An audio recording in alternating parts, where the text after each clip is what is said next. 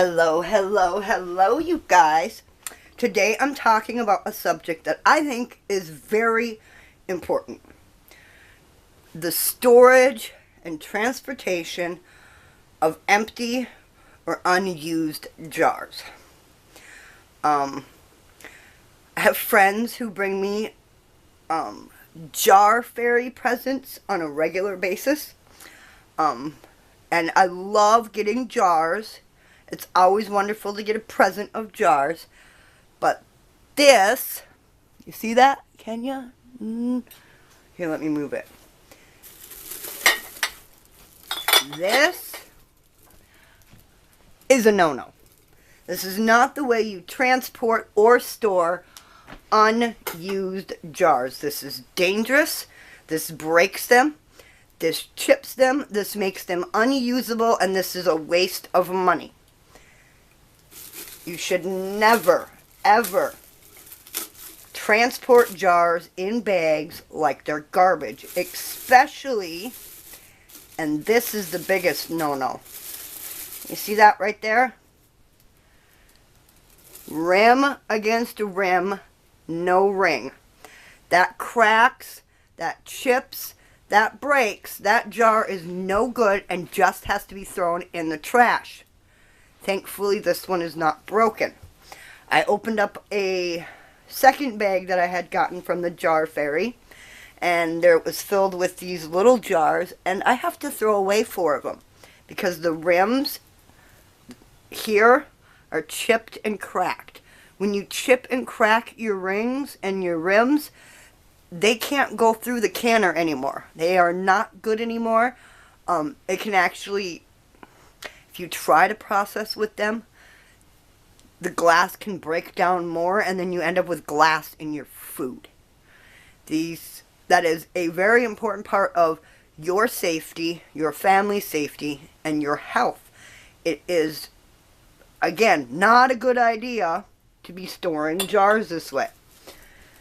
Generally, to a certain degree, I may just go ahead and throw these away depending upon how much they've been banging together, but I'm low on jars, so I will be going through and inspecting each and every. See, I have to throw this one away. And these are those 1.5 jars. These 1.5 jars are really hard to find. And this is another one. I've actually had someone say to me before when they've brought me jars, well, it's not a big deal if just, right there it is, if just the ring here is broken. After all, it's not the top where the seal goes. Again, that's baloney. A crack, a chip, a break, anywhere on your jar can lead to your jar breaking, cracking, and ruining your food. So, I want to talk about how to store and transport unused jars. I can already tell just by looking at that one's broken. Alright, how do we store and transport unused jars? Well, if you're just storing them on a shelf where they don't move and they sit there in perfect little lines on a shelf and never move, it is okay to store them like this, without tops, without rings, without, anything to keep them safe. Because just the fact that they stay on a shelf and don't move helps prevent the breaking and the cracking. And when you pull them off the shelf, you want to pull them off carefully. You don't ever want to ding or bang or bump any of the lid or any part of the jars, or try as much as you can not to bang them together, because even a little hairline, oh, look at that. I'm not sure if the camera will pick it up, but in the side of this jar, I'm glad I just picked up this jar. Inside this jar there's a little crack, and if I try to use this jar and send it through a processor, it will break the rest of the way. So there's another jar I have to get rid of. That is 6 jars that I have to throw. That's half a dozen jars. That's $7 worth of jars I now have to throw away. And that's not good. The way that me and my friends work the deals out is they bring me food. I provide the jars and all the other necessary items for the canning, and then we split the end product. But then they bring me back jars in unsafe conditions, and I now have to spend $7 of my own money to replace those jars so that we can have jars again for me to make food. I live on a very tight budget, and for me, $7, a half a dozen jars, is a huge deal. And I know there's a lot of you out there that are in the same boat I am. Half a dozen jars, that's halfway to a dozen jars. That's halfway to $14. I don't always have an extra $14. And if I don't have the extra $14 for a dozen jars, that's a bunch of food that could go bad and can't be stored away. And now you've got less food for your family for the winter. I know I sound a little crabby and cranky and a little lectury about this, but it is. It is very important for everyone to understand how to properly store, maintain, and manage their jars. Because, like I've said, a tiny crack can ruin your jar. I have actually... Big mistake once, and this is a lesson I learned when I first started canning. I didn't realize how big of a deal a cracked jar was. I didn't pay attention. I didn't look closely, so when I packed my pressure canner once with ham when I was doing it, 8 jars of ham into my pressure canner, and my jar had a little crack on the bottom. I mean, it happens to all of us. You can even put a jar in the pressure canner that is completely fine, nothing wrong with it, and the jar will still crack in the pressure canner. It happens. However, I didn't make sure that when I had put the particular round of ham in the pressure canner, I didn't make sure that none of the jars were broken. And there was a jar at the time that I put in the pressure canner that was cracked. And about halfway through my processing, I heard this loud, horrible explosion. And I went running over to my canner, and this could be very dangerous because canning on a gas stove, if that canner had jumped and slammed down and caused a spark and broke or cracked the pipes in my gas stove, it could have been a giant disaster. I was lucky it wasn't. But when I opened my pressure canner, after I let it all cool down and everything, I had 8 jars of ham. The glass and the ham, it was just one great big giant pile of broken junk in the bottom of my canner. It was $25 worth of ham and over half a dozen jars. I mean, that's a lot of money, a lot of food wasted. And there is no way for you to go through and pick and clean out the food out of the broken glass. You could ingest glass and then you're killing your family because you're cutting up their insides.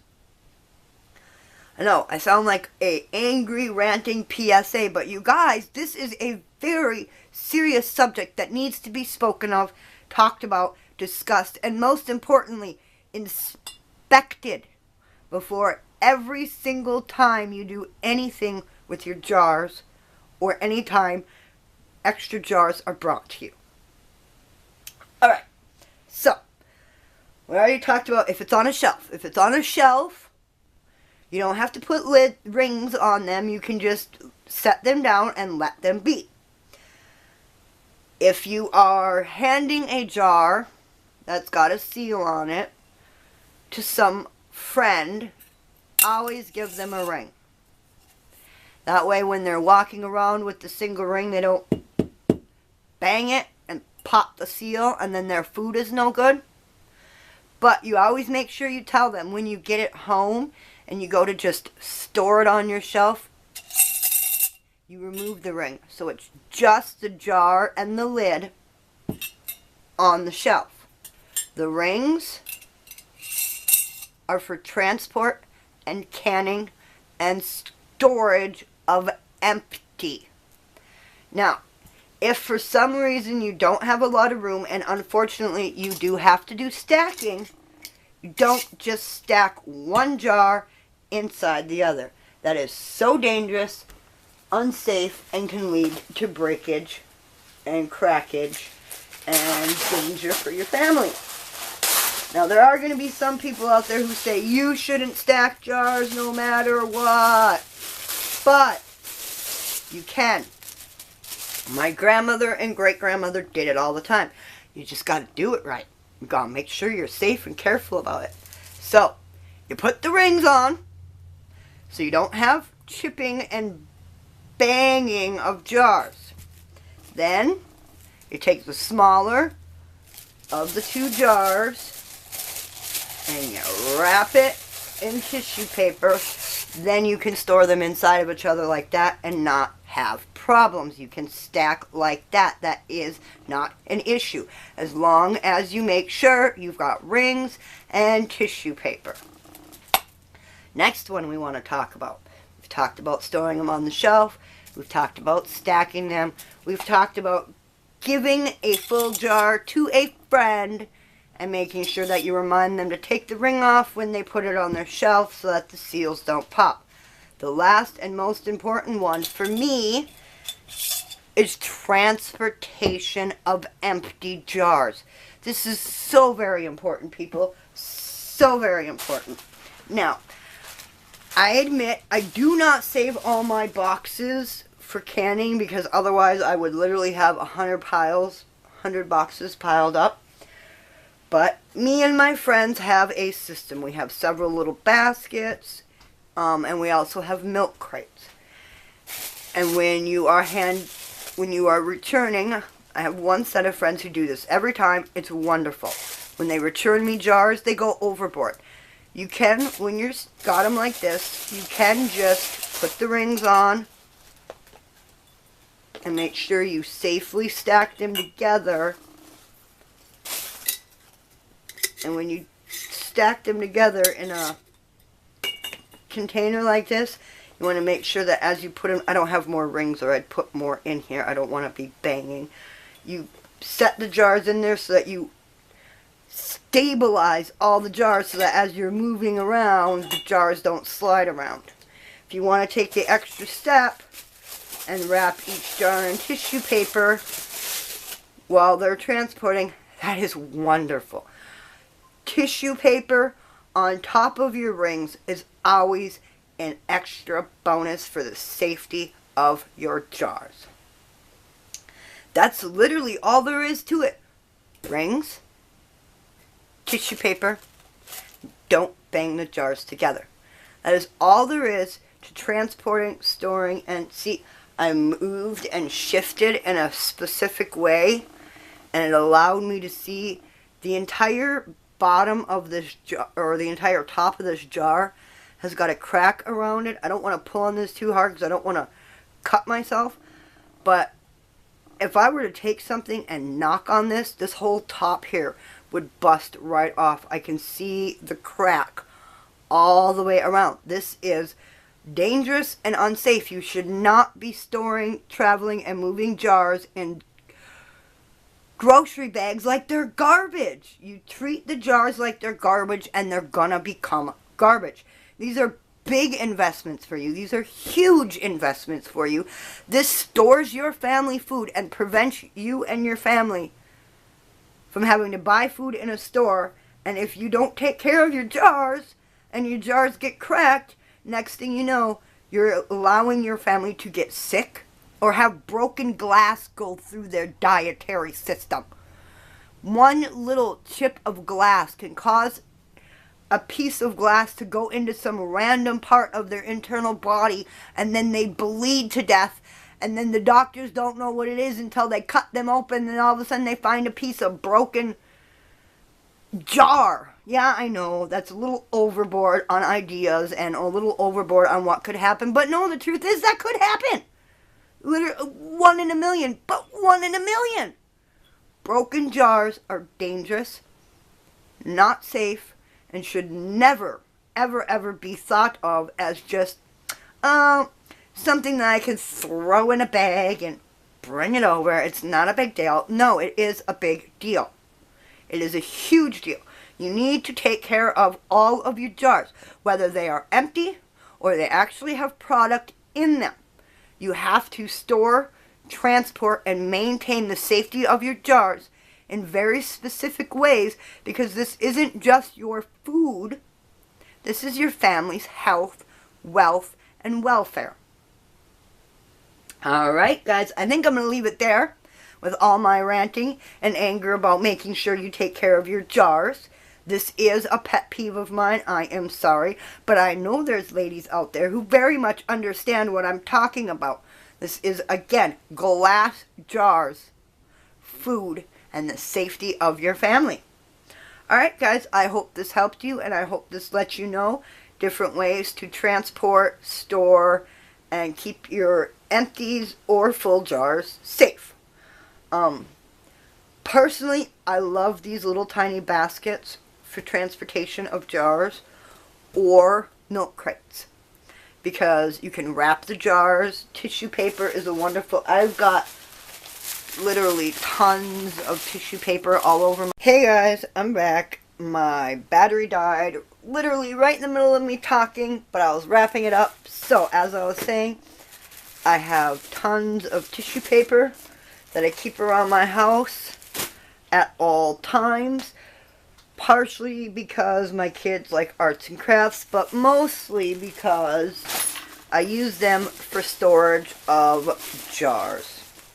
Alright guys, I think I'm going to leave the video off there. I've done more than enough ranting and raving about how to care for your jars, how to make sure you store them properly, how to make sure you transport them properly, and how to make sure you care for them so that you don't have to worry about breaking, chipping, damage, or safety of you, your family, or the product in the jar.